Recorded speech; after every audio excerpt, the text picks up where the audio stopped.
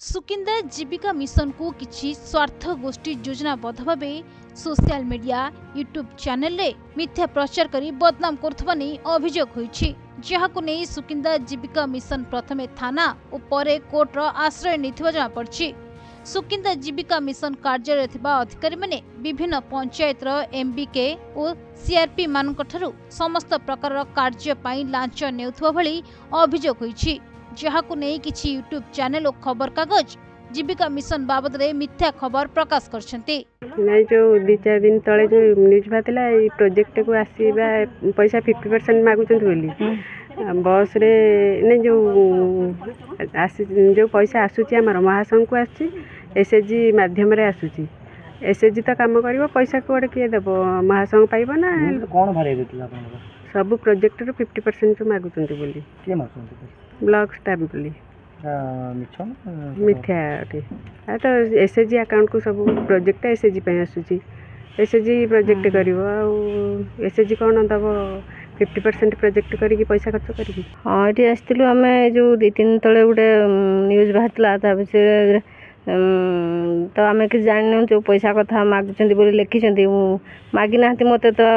जो revenue village wise काले मागिंट बोली कहते मत मागी ना मोर 2टा मात्र रेवेन्यू विलेज 1400 टका लेखा आसाला मत सी 5000 कुआड़ मागे पैसा तो मोर ना तापरे मिथ्या एटा संपूर्ण मिथ्या अभियोग आसी जो प्रोजेक्ट विषय जो कहते आमर तो गोटारी पल्ट्री सबू कम होता कहीं से तो किसी परसेंट नहीं ना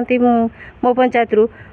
से विषय किसी जानी आज्ञा जहा फल जीविका मिशन को बदनाम करा जाउछि। तबे वास्तव कथा किंतु ओलटा गतकाली सुकिंदा ब्लॉक रो समस्त एमबीके और सीआरपी माने मिलित भाबे एक सांबादिक सम्मेलन करथिले जेउथरे से कहिसंती कोनोसी एमबीके सीआरपी लांच देई नथिबा सह तांकु केही लांच मागी नथिले तेणु कोनोसी नेस्त स्वार्थ गोष्ठी योजनाबद्ध जीविका मिशन को बदनाम करबाकू एपरि मिथ्या प्रचार करुछंती। जिला प्रशासन एहा उपरे दृष्टि देई दृढ़ कार्यानुष्ठान ग्रहण करबाकू से माने दाबी करछंती। मोना सुकांती साहू ओलिया पंचायत रो एमबीके ओटे कौन होइछि आपनकर आज अभियोग आसले हमर जो शनिवार दिन गोटे न्यूज रे बाहर थिला ब्लॉक स्टाफ ना रे जे मिशन अंत्योदय मागुचंदी 5-5 हजार प्रति पंचायत मागुचंदी अपन 5-5 बोली अभियोग करथि किए कहउचंदी से न्यूज वाला तो बाहर करचंदी से न्यूज वाला मु जाननी किए बाहर करचंदी आउ किंतु आम पंचायत को तो हमर पैसा भी जहाँ आसुची से जे काम करची ता अकाउंट को आसुची आउ सीए तांकर 5000 टका लेखा भी आसुनी पैसा 1400 टका लेखा आसुची आउ से 5000 लेखा मागिचंदी लिखिचंदी जे मागु माने 5000 टका मागुचंदी बोली किंतु कोनोसी सार की